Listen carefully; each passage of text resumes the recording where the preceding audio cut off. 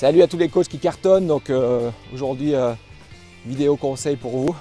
Donc je me balade là en Suisse et je reçois beaucoup de mails de personal trainers qui veulent démarrer leur carrière. Et aujourd'hui, je voulais simplement répondre à une question, c'est comment en fait décupler vos ventes et comment trouver vos premiers clients. La question qu'on me pose, c'est comment en fait je peux faire pour ouvrir mon studio de personal training. Et ce que j'aime bien répondre, c'est que ma philosophie à moi, c'est que pour commencer une activité de personal trainer, il faut déjà réfléchir à où sont les clients.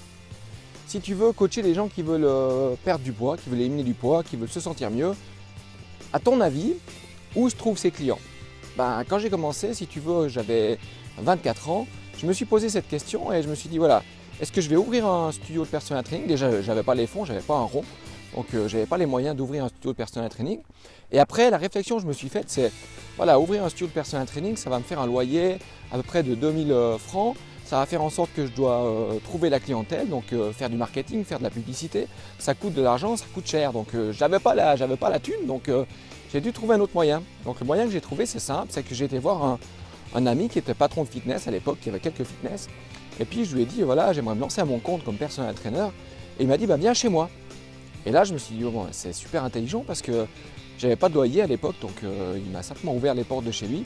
Lui avait la clientèle, donc c'était une clientèle qui était déjà ciblée, c'est ça qui est génial parce que c'est des gens qui sont déjà dans ta cible, on appelle ça une cible.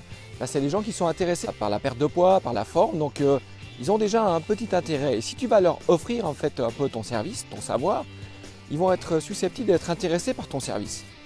Tandis que si tu cherches à ouvrir un studio de personal training tout seul, tu vas avoir plusieurs casquettes. Tu vas avoir la casquette du chef d'entreprise, donc il va falloir gérer ta comptabilité, il va falloir trouver de la clientèle, il va falloir payer ton loyer, et puis ça fait beaucoup de charges. Donc pour débuter, s'il y a un conseil que je peux te donner, c'est dans ta région, va voir les fitness, donc les patrons de fitness, propose-leur un deal.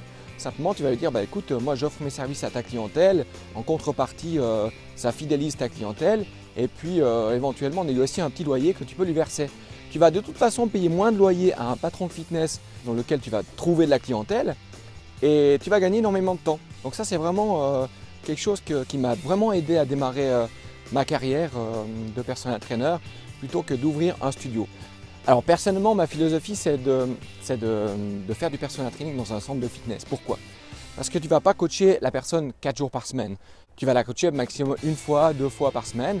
Mais le reste du temps, il faut bien qu'elle bouge. Donc si tu es un personal trainer, le but c'est trouver une collaboration avec un fitness dans lequel tu vas pouvoir suggérer les différents services. Donc dans les fitness, tu as les cours de body pump, tu as des cours de spinning et tu vas pouvoir suggérer simplement à ton client de faire ce genre de cours-là quand il n'est pas en personal training avec toi.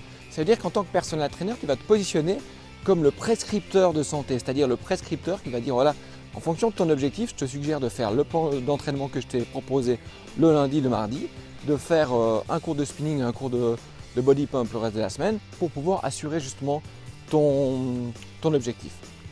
Voilà. Donc voilà, c'était Thierry pour Fitness Mentor. J'espère que tu puisses mettre en application ce conseil. Donc si aujourd'hui tu démarres ta carrière, et tu ne sais pas où trouver tes clients, dirige-toi vers les patrons de fitness de ta région, propose-leur tes services au début gratuitement, propose tes services à ces clients et tu vas voir que ton agenda va rapidement exploser.